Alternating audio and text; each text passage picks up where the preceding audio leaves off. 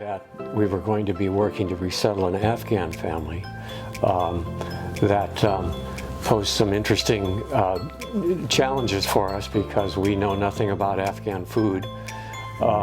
We had great help from Penny Ray in terms of putting together a list of clothing stores that are affordable and in the area.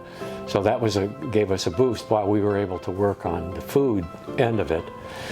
And we began by reading Afghan recipes and got really intrigued, and then we pulled together a shopping list of food, drawing on those recipes, and discovered that rice and beans and a few vegetables and then a little bit of chicken or beef or lamb, yogurt, and spices, which are the soul of Afghan cooking, and just the amazing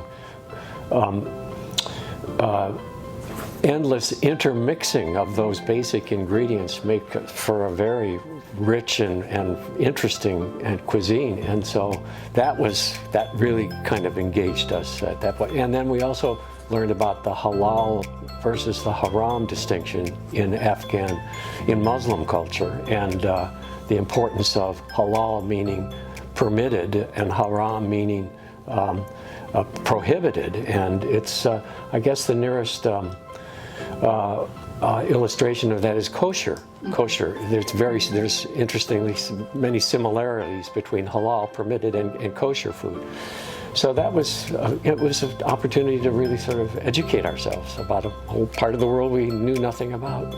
Well, we we had our list, and we were wondering if it was really very accurate. And luckily for us, the Khwajas volunteered to meet us at the Afghan market that they go to in Alexandria, and they said that they would be willing to talk with us and answer any questions and so forth. So a few weeks ago we met them on a Saturday morning, and it was just wonderful. First of all, we'd never met them before, and so that was a treat in itself. And secondly, we just were amazed as we walked in the store about how different it was from the grocery stores that we normally go to. There were barrels of every kind of nut you could possibly think of, many of which we had never seen before, as well as dried fruits and things like that. And the thing that struck us, other than the physical setup, was that it was a social gathering point. As we went around the store with the Khwajas, they knew so many other families that were there, and they obviously come on Saturdays because that's the time they can go. And Freydun had us meet him at a certain time because he said that's when the fresh bread comes, and he likes to be there at that time.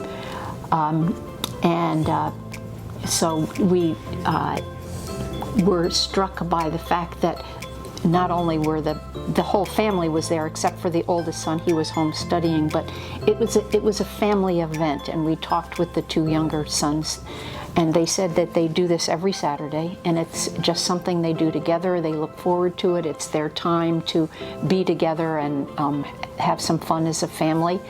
And I was struck by that because our teenage son would not be interested in going on a Saturday morning. That would not be his, nor would our grandchildren necessarily. So it was just the whole concept of family and social gathering place that made this market interesting in its own way for us. I spent most of the time going around with Mrs. Khwaja as she was putting things into her market basket, and I was asking her about the things that she was choosing. And to me, two of the things that were most important that I learned, one had to do with rice. There were so many bags of different kinds of rice, and this is the one, turn it around the other way, that Mrs. Khwaja said we should buy. This is what they buy. It's the extra long grain rice, but they had many kinds of extra long grain. It wasn't just that it was that type, but it was that particular seller. And she also said that you probably want to get some short grain rice as well, because that's what they used for make their puddings. Mm-hmm.